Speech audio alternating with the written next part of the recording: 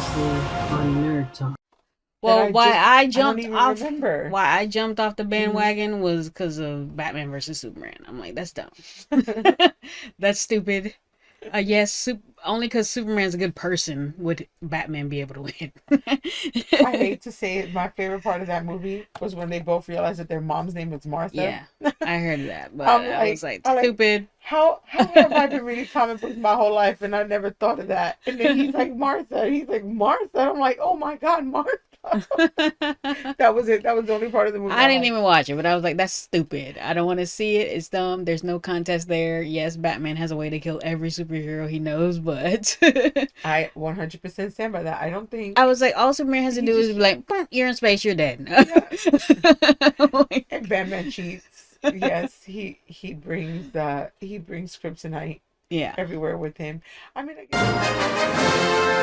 Hey, nerds. We're back. Welcome to Nerd Talk with Silver and Ray, where we chat about our favorite fandoms and topics in TV, movies, gaming, books, and more. I'm Silver. And I'm Ray. Hi, Ray. How you doing today? I'm doing great. How are you? I'm pretty good. Pretty Could be good. could be better, but there's always room to be better. Yeah, so today we're talking about books. We finally got to it. Yes. We're gonna get to it. We love to read. Uh, I think I got reading from my mom. She just is an avid reader still to this day. And she had me in the library before school started. So I've been reading since I can remember. I don't even remember learning to read. That's how far ago I learned to read. And then, it was just about adventures and all that stuff that I love about reading. And more recently, it's been a lot of self-help personal Those are development books. important So ones. Hmm. even though my mom hates those, she's like, There's no story there. You're right. She wants to see murderers and detectives and mysteries.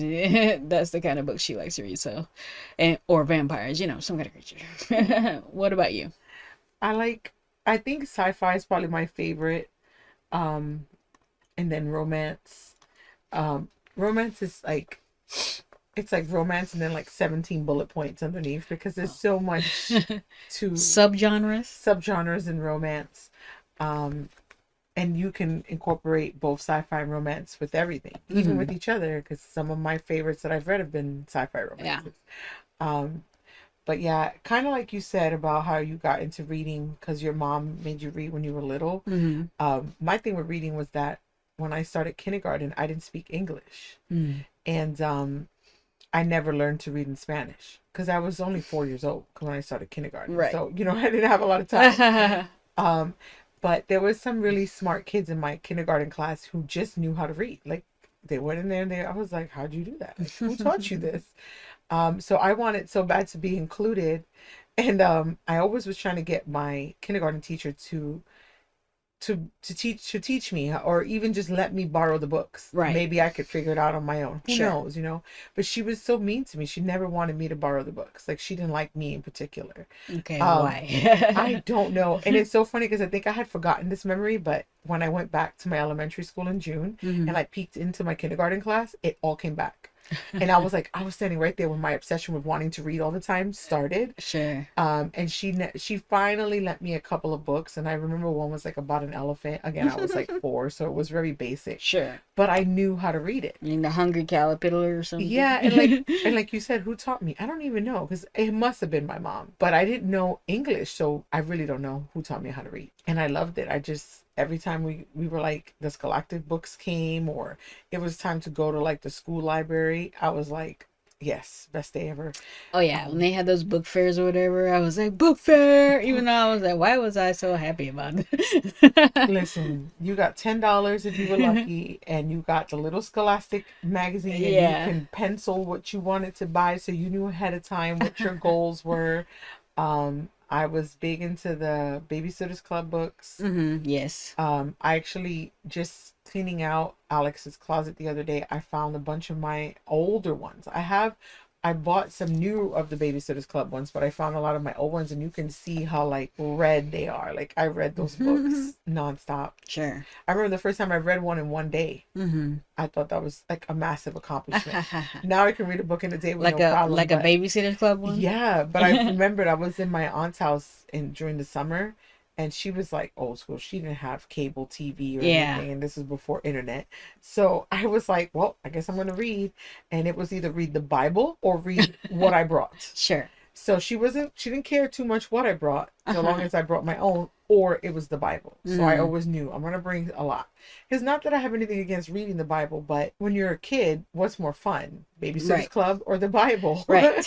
Kids who are doing the same stuff you're doing and, playing in the neighborhood or, Bible stories. Yeah. So I was really big Which I did have that. like a kid Bible books too, so with all the pictures and stuff. Yeah, so I was like always really good about it. And I remember that first day I was like, oh, I read a whole book in one day. What an accomplishment. I must have been like 6 or 7 Maybe years old. I remember doing that with like a Goosebumps or something. I did have Babysitter's Club, but I don't know that I read one in one day, but I kind of vaguely remember like I finished this Goosebump book, or something. But I also carried around like a little suitcase full of books too, like, and then I left it when we moved once. Aww. And so for like years, even till this day, I like the favorite books from that suitcase. I was like, where's my books? And then we couldn't go back and get them. And then there was 2 specifically, like Green Apple Scholastic books that I was like, I love these books so much and I need them. Where are they? And one was about like Halloween. Like they were both like 3rd grade. One was like a house party, like a Halloween party. And then the other one was like a mystery around like the school being haunted or whatever. So it was like The Haunting of 3rd Grade was the name of it or something. That book. I had that book and then it was gone and then it took me forever. I was able to find that one, but I never was able to find the other one about the party. And I was like, life's ruined. I will never read that book again because I don't even know the name of it like that. But I searched hard for that other one and I found it. So I have a copy of it somewhere, but no, I was like that. I mean, I think my first book that I was like obsessed with, other than Alice in Wonderland, which has always been an obsession. I want to say Alice in Wonderland was the first big book that I understood how to read. Sure. Because that book is difficult, like with me, because I was a slow reader just because of the language. For like the first, I want to say from like kindergarten to like maybe 3rd grade, I was still translating everything from English to Spanish in my head before English really like stuck. And then the Spanish kind of got weaved out.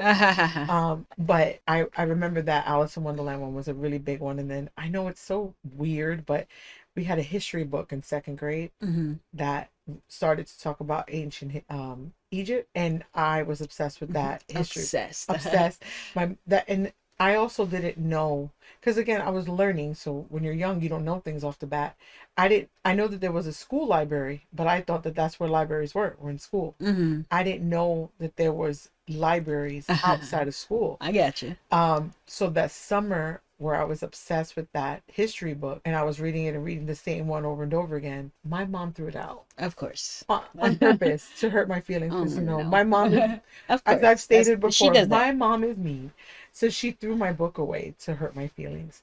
And then she felt bad and she couldn't take it back because she had thrown it out. She knows a lot of people from the school, so she actually tried to see if she can get me another one, but they didn't. I lived in a poor neighborhood. They didn't just have one to give out. Sure. So then one of the teachers was like, just take her to the library. And when I heard the teacher say that, I thought she meant upstairs on the 2nd floor of the school library. Sure. And my mom was like, you know what? That's not a bad idea. Next week, let's go do that. And I was like, okay, cool. We're going upstairs next week. Like I truly thought we were going to the school library. Right. And then I live in New York and she took me to the library, the big library. Everybody knows, the one with the lions out front. It was an event. I thought that was something made up in TV. I didn't know that was real. And that catapulted it. Sure. And I was like Matilda, wait, I could take these home. I could read these books. So yeah, I was very Matilda in that sense. And okay. I loved it. That was my summer of reading. All I did was read. I didn't even go outside. I just loved reading. And I still like that now. Yeah, I didn't like going outside either. But I had a rebellion against reading because my mom was such an avid reader and we were in the library. So I was the opposite of you. We were in the public library since before I can remember. Probably when I was like in stroller, 1 year old, we were at the library. And then eventually I was at the library in the kids section by myself while she was looking for her own book. So I grew up in the library. And yeah, there was a lot of books, but the longest book I remember reading for the first time is The Secret Garden. And because I was so rebellious, my mom, how she would get me to read was, she's like, well, you need to read the book before I'll let you see the movie. And I was like, that'll take forever, and the movie's only 2 hours. Well, I'll get the whole story in 2 hours, or I could take like a few days and read the book. Like, come on. So to me, I was like, oh, I gotta see the movie, because that's gonna be a fast delivery. Even back then, I was like, if I can get it faster, I want it faster.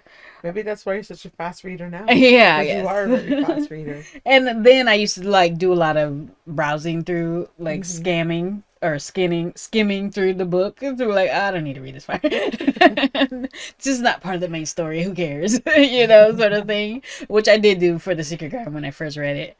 But yeah, I remember exactly, it was 311 pages, and I was like, ugh, this is gonna take forever. I just want to watch the movie. And I did read it, and I did get to watch the movie. But then I think that also made me go, like, I should watch the movie first and then read the book, because then I will find out more information, and that was more interesting to me, because I always wanted to know more information. And you're always going to get more from the book than you would a movie, because yes, it takes longer, because there's more information, and because you're actually creating it in your own mind and reading word for word. So yeah, unless they do like a mini series, and even then I feel like when they do mini series based off of books, they still skip and stuff. They still go off. I know it's like a way older from like the 90s, but I don't know if you remember Alex Haley. Like, it was he was like the grandson of a slave, and was like one about like I want to say Kunta Kinte, and then his mom Queen, and those were like mini series, and they really dealt deep into it. So I saw those first because it was on TV. And sure, my mom's best friend, I love her. She was like Southern Black, Georgia Peach type, and she always wanted me to like learn other culture stuff, because we lived in a predominantly Spanish neighborhood. But since she noticed that I had a lot of interest in everything, she was like, well, let's learn everything. And she sat me down. She said, let's just watch this. I want to watch it anyway. And I was like, wow. So I tried to read the books back then, but again, I don't think my reading skill was up to par. Yeah. But those are a lot of books too. So, and I was like, wow. I was like, I think that was the first time I really noticed books to movies can be really different. Because Alice in Wonderland is, of course, a movie as well. Sure. But there's a lot of like the songs that Disney made is a lot of the poems in the book. Or it's a lot of like Mother Seuss, right? Mother Goose poems in there, because it's Humpty Dumpty and all of that.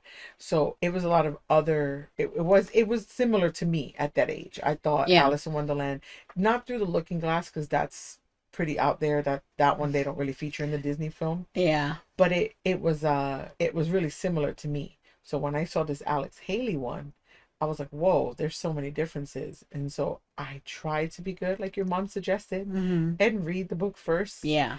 But a lot of times it just doesn't pan out that way. Yeah. Or sometimes I don't even know there is a book, and then a movie or a TV show comes out, and then I find out, I was like, whoa, wait, if there's a book, I want to read it as well. Yeah. And then so that's what happened with my favorite. I didn't even know it was a book. And so I saw the movie first, which I wasn't gonna, because I was afraid of watching it. So I was like, no, I hyperfixate on things. If I watch that, I'm gonna be obsessed. And you are. And I tried to ignore it. I did. It came out on August 11th, and I didn't watch it till November 23rd. So I really tried. But my Alex decided she was gonna force me to watch it no matter what, because this is Alex. And she was like, there's an Alex in it. You have to watch it. It's about the royal family. You love the royal family. I was like, I know. That's why I'm avoiding it. And I became obsessed. And then, of course, I've read every single thing Casey McQuiston has ever written now. Okay. Not just this book, all of them. I am waiting patiently for Casey to come out with new work so I can be the first to buy it and read it, because I've read, there's nothing she's written that I haven't read. So, yeah, that sounds like my mom, because she has like 4 or 5 authors that they release a book every year, and she's like, "There's that next book out yet?" Or sometimes they take longer than usual, and she's like, "They ain't even got nothing to do but write these books." Funny. Well, you know, growing up, I was obsessed with Daniel Steele. Yeah. My mom and I still do. I was trying to count to see how many Daniel Steele books we have. Mm-hmm. It's in the high 30s, like if not 40, like just, and that's a lot of books. But she writes a book like for sure, like clockwork. If not two books a year, she definitely writes at Yeah. least one. So it's really hard to keep up because she's written over 300 books. Yeah. I Well, think I've read most of them. and she reads this one that's either about dragons or something, but they're like human dragons or something. But there's like 40 something books so far, and I'm like, this is like a soap opera. It's never ending, which I appreciate, but it's not my kind of genre, I don't think. But I think you might like them. But Carpathian series or something, and I was like, what? A new book coming out every year? And she's like, they're taking too long. They're taking too long. Yeah, I get that. I actually have to agree with her on that. It's so hard to wait. I read a lot of like there's a site called Webtoons, Mm-hmm. and I guess they're like web comics or whatever. I try to find ones that have like 200 chapters or something, but then I say, good, that'll last me a Mm-hmm. while. It doesn't. It does not last me a while. I binge it. Yeah. In fact, like today, I'm kind of sleepy because I stayed up till like almost 4 in the morning last night. I started a new one and I kept saying, I'm just going to read one more chapter. 25 chapters later, I'm like, oh no, it's 4 in the morning. I'm like, how did this happen? But so I get your mom on that because I'm like, I have to wait how long for another installment? Yeah, No. that sounds like fan fiction. I try not to read ones that are not completed. So, or if they are completed and there's more than one, because they do have a series sometimes of people writing fan fiction. I'm like, is the next one done? And then Mhm. usually the second one's not done, or the third one's not done, or whatever. And I'm I know. like, And this one I started is like it has like it's kind of like it's like an ancient culture, but they don't really specify what the culture is. I don't hmm and so it has like that ancient feel to it. It has like a little bit of romance in it. It has a little bit of like like the sister's gonna wind up being the leader, but she has to wait for her brother to not want it. Like Sure. all the topics in it are topics that I like. I'm like, of course I'm gonna be up till 4 in the morning reading a book because I can't put this down. It's so good. Yeah. I'm bad about that. I So, what are your top five favorite books? so going from like my childhood, Alice in Wonderland definitely is a good one. It's hard to say which William Shakespeare book I've written that I read that I've liked the most hmm because there's so many of his that are really good. So pretty much you can put any of the ones I've read of his works I love. I like some horror books, like Edgar Allan Poe and stuff like that. I know it's like cliche stuff, but it's what was recommended to us as kids. Yeah. And then you read it and it's amazing. Yeah, I thought of Edgar Allan Poe too. I was Yeah. like, no, I'm not saying that, but I did No, read a lot of those. I did. Yeah, I so actually have a bunch of them. hmm Costco had a I'm thing pretty sure I last year have and the I full got a bunch of collection them. of Shakespeare and Edgar. Yeah, I have the full collection of Shakespeare. I like maybe it's an honorable mention. I want to say Gone with the Wind. hmm I feel as I've grown up, I've kind of grown out of that story. Even though I mentioned Alex Haley and a lot of his stories is similar, but it's more from the slave's perspective versus Gone with the Wind is from the privileged white girl The rich perspective. white people perspective, yes. But they have a lot of similarities, and I think that's what also got me into Alex Haley. So books like that. Currently, of course, I think my favorite book currently is Red, White, and Royal Blue, by Casey McQuiston. hmm I know you've not read it, but it's the president's son and the second prince. So like Prince Harry. not so prince, but it's Henry. So so Harry, but yes, it's Henry. And instead of Megan, it's Alex. I see. I So get yes. you. And it's not like one of those compelling. Oh my gosh, it's just so cutesy that you read it and Yeah, it's just like it's a feel good it's a story. feel good story. There's so many things that is relatable with Alex, even though he's the son of the president, and there's so many things that's relatable with Henry, even though he's a prince. Like, and you can find yourself in both of them a little bit. hmm The side characters in the book, of course, there's better ones. Which actually the actor who plays him in the movie mentions Peeves, I think is the ghost that they don't have hmm in Harry Potter, and because they cut one of the main characters from the book for the movie, And he was like, well, I guess they don't have Peeves in Harry Potter. We can make it work. And no, we needed her. His sister was cut from the book. Oh, okay. From the movie. Sure. And she's essential. She's essential. But they did make it work. As I've mentioned many times, I do love Nicholas Galaxy, and he plays Henry, and Tyler Sakar Perez plays Alex. Both like gorgeous. Like, where were these men sculpted from? Like, who found these two amazing, gorgeous men?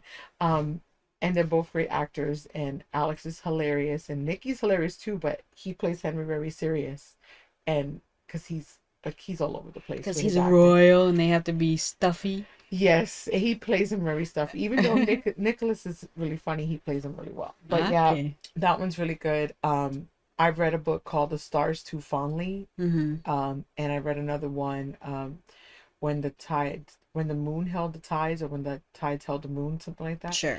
Both of those are my top reads of this year. And then the last favorite I would say is To Catch a Firefly by Emily Hamilton, I think. Okay. It's the main character has autism, and just the way he goes through life, it's like from his it's from both perspectives, but mostly from his. Yeah. Oh, such a good book. So also that other one we read, I think a long time ago, Fingersmith. Okay. Yes. Oh, Fingersmith's a good book. That one makes me cry all the time. I have to I put notes in it, like not like physically on the book, but like I put physical paper notes in it. Yeah. To warn myself, this part's sad, but don't worry, you'll get through it. Yeah, so, that is a good book, and then it has that 2-parter movie or whatever, and a great twist. Yeah. Yeah. I love that. That book was crazy. And so many good actresses are in that movie too. Yeah, and then they have an Asian version, but it's not in English, so it's you'd have to do a lot of reading. Think about it. I actually have heard of it. But because it wasn't in English, I was like, I saw it, but I still like the one. I like the English version. Yeah, and those are I like sapphic books too. I mean, I try to only read nowadays. I try to stick to only queer books, still within the sci-fi, romance, like all of that genre. Because, like I said, all those books can be anything.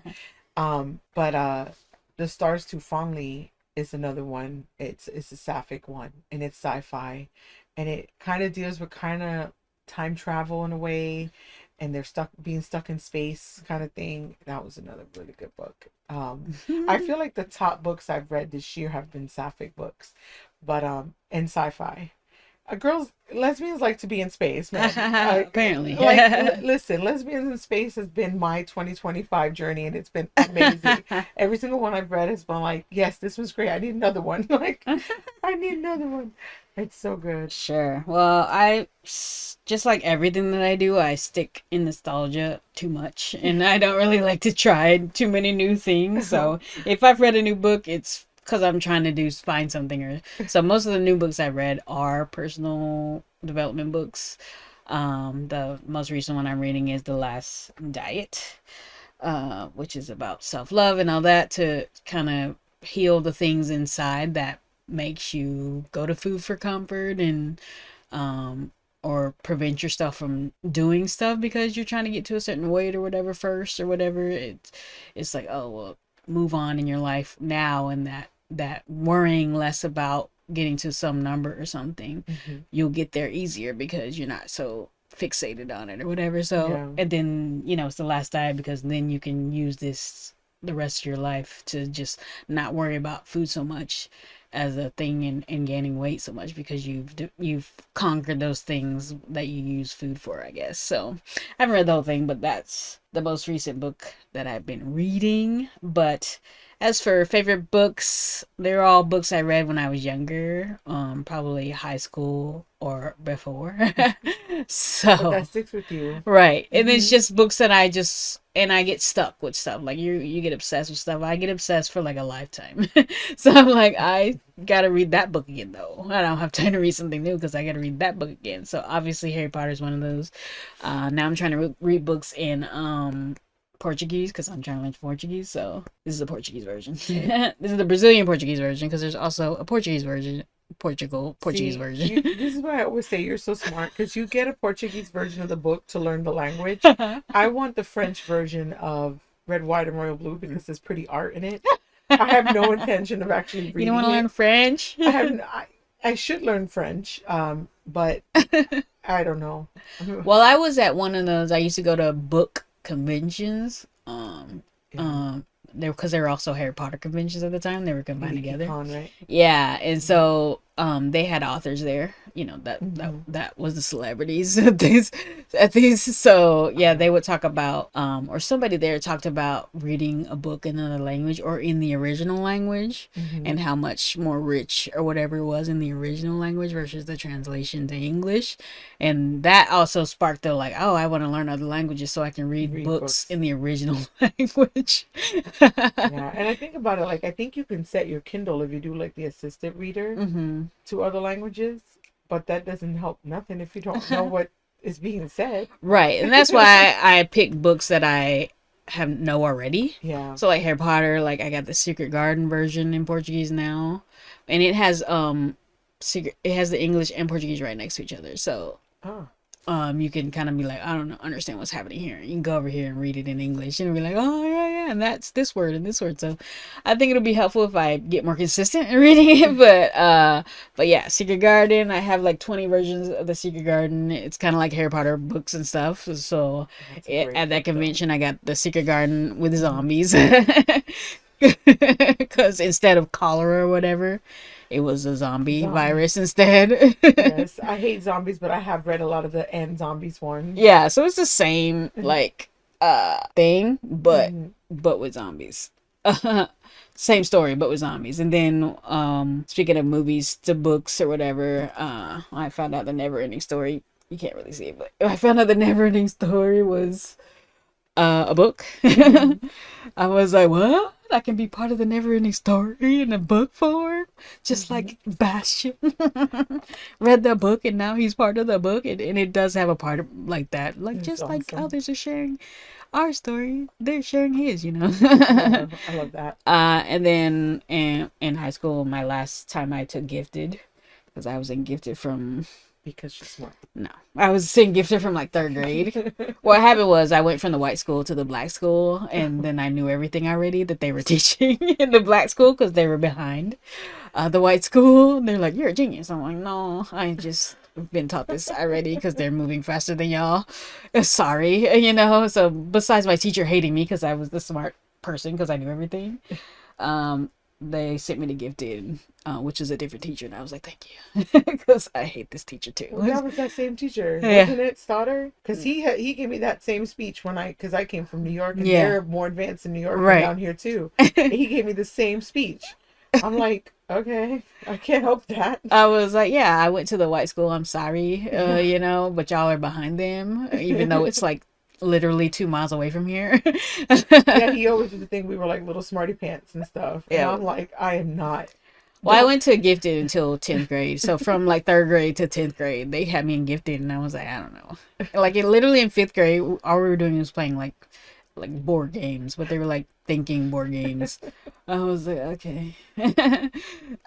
So like in I didn't get straight A's in fifth grade, so it's not like, oh, you're gifted. But I think gifted kids kind of like think differently. So that was back then, like the neurodivergent people were in gifted, Yeah. and I was like, oh, I just think differently. It's I was really telling my mom what that it the is. other day. I was like, I think all these neurodivergent kids nowadays have this intelligence that we can't even, like, if we don't have it, we can't understand it. Like, Yeah. they have this different type of intelligence. Yeah. And I have noticed that.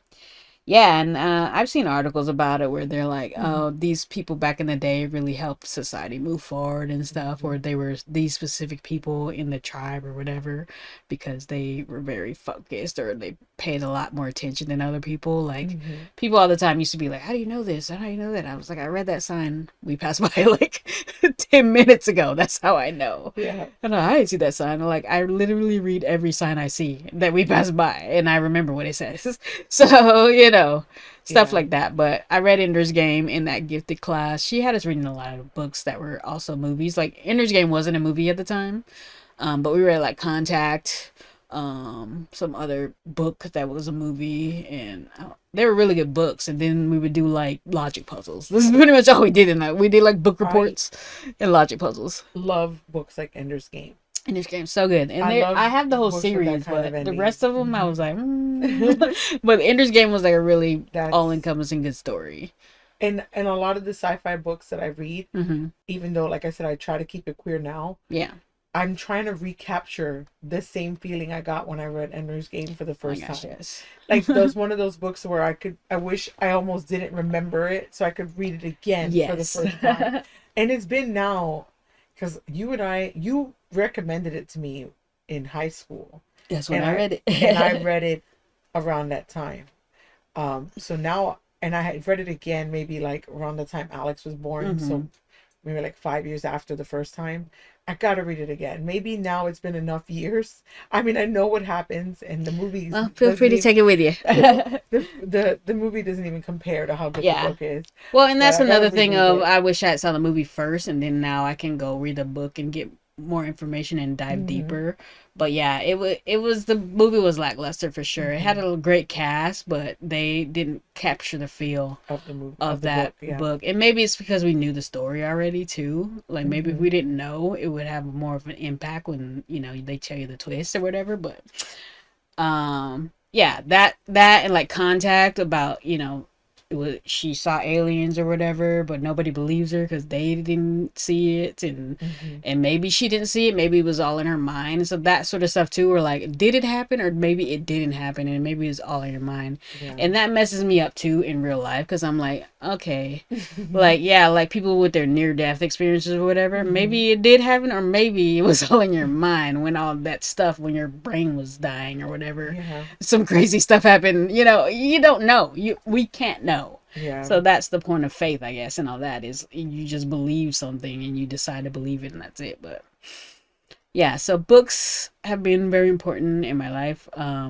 I would say the one thing I do remember about learning to read, or learning to read better or faster, is I used to mouth the words. In like kindergarten or whatever, or first grade, we would have the book, and I would be like mouthing the words. I wouldn't say it out loud, but I would be mouthing it, and my teacher was like, "You don't have to do that." you know I would say, "What are you talking about? How am I going to see the words in my mind if I don't That's so funny. if I don't mouth it along?" And eventually I did work through that, where I was like, I'm gonna stop doing that. I never mouthed it along, but when I think it was still in New York, my last year in New York, we read one of the books we read in AP English was Alice in Wonderland, and but both Alice in Wonderland and Through the Looking Glass. And I was shocked to find out that most of the kids in my class had not seen the Disney movie. What? Like, Didn't they have that TV show too? there was, yeah, oh my gosh. I watched that TV show.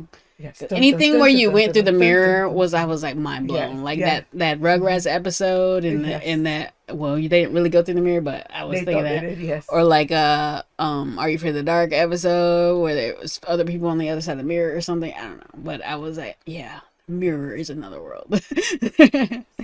Alice's Adventure in Wonderland. Yeah. Adventures in Wonderland. Yeah. Oh yeah. I had almost that whole set in VHS. That's how obsessed I was with that. But yeah, I was surprised to find out that people, because it was an older Disney movie, I guess, and that was during the golden age of Disney, where Sure. people were more fixated on the newer ones.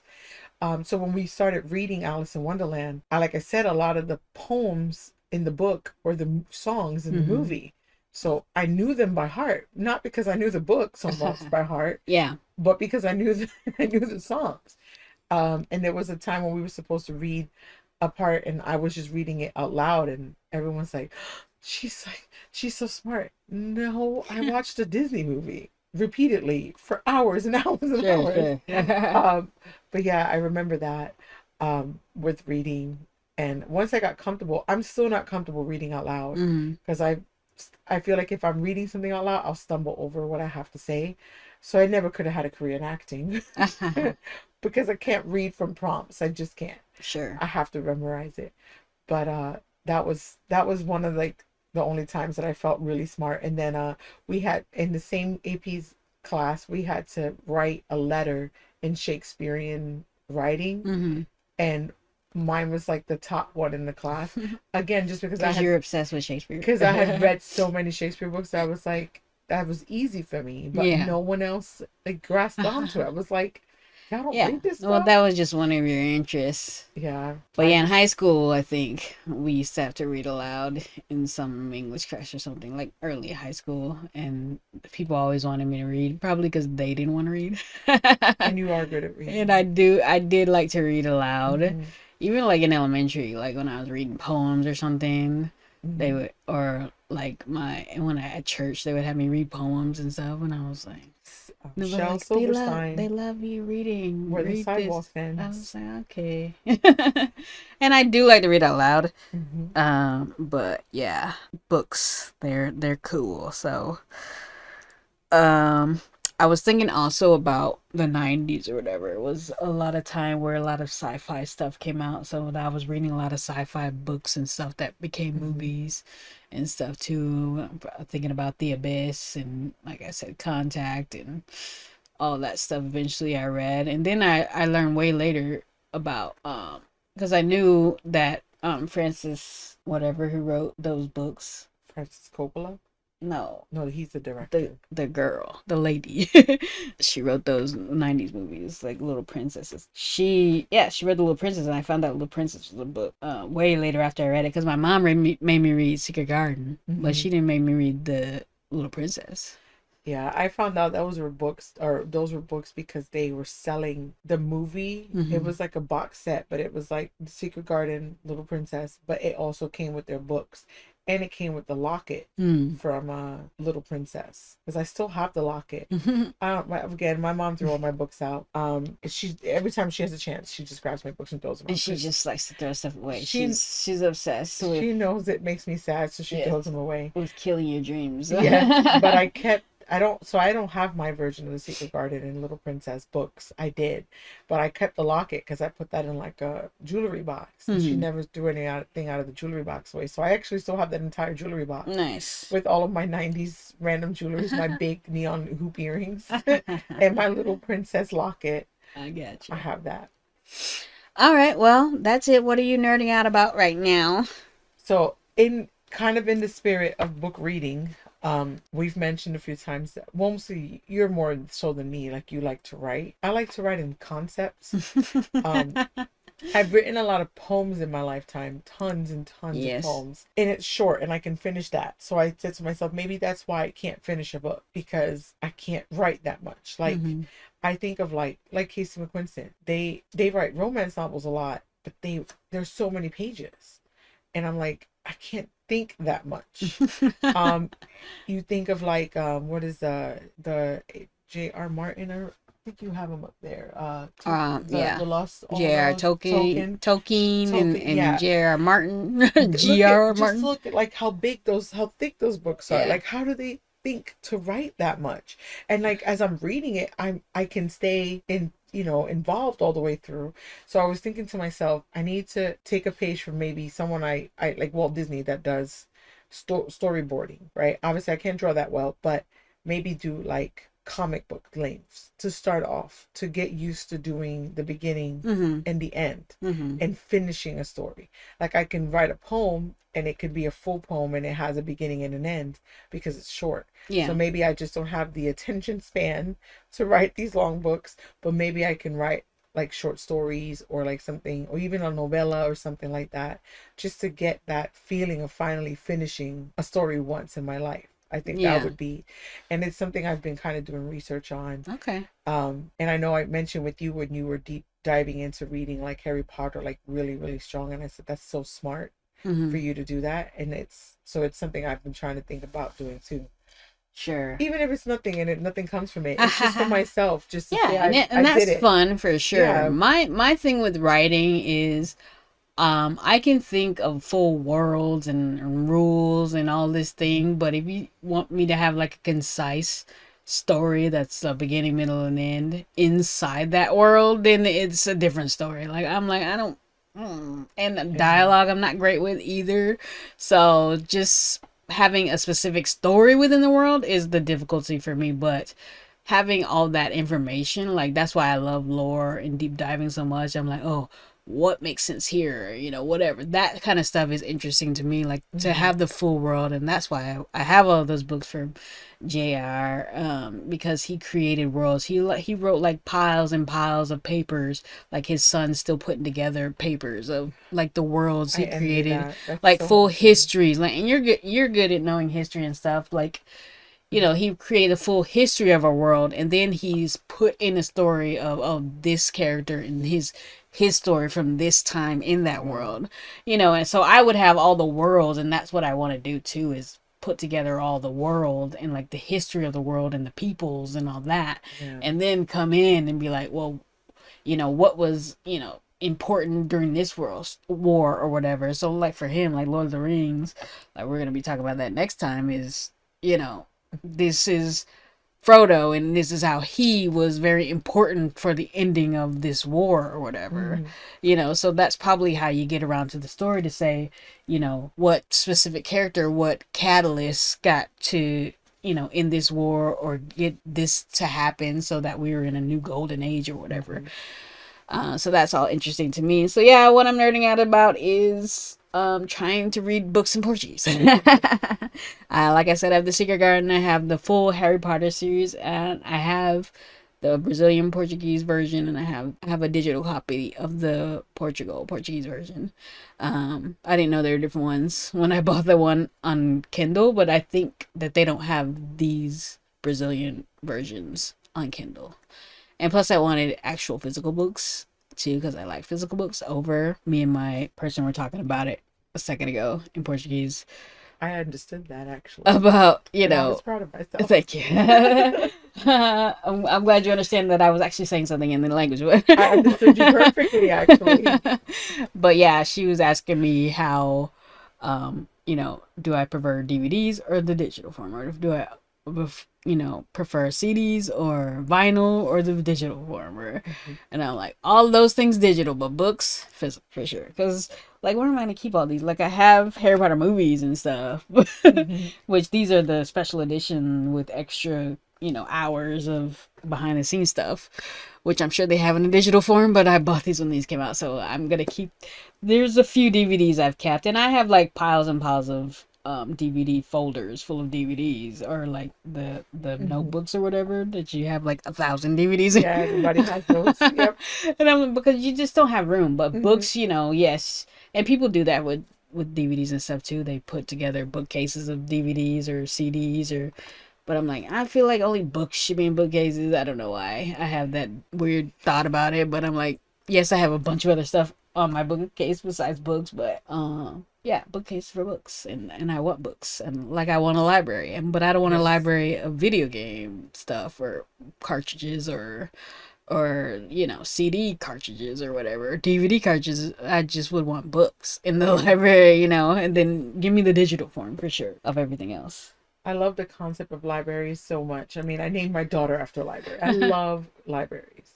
Libraries, they're so good. And you were talking about that library in New York, but for me, the larger than life library was downtown Orlando. That's an impressive library down there too. Yeah, I went that stone building. It was so cool, and then going in there with multiple floors. That was the only multiple floor library I've ever been in. Yeah. So I'm like, and Florida's notorious. They don't have a lot of multiple story things like that. Downtown Orlando's like the only place you can see multiple story buildings. No, that was an impressive library. I mean, how many hours did we spend there when we were little? Because it was cool. It's cool, I've been down there to vote. I'm like, this library is so cool. Yeah, agreed. I mean, I've switched over to digital reading only because my hands are so bad. Yeah. And to hold a book for the amount of hours that I've read a book, I can't do it anymore.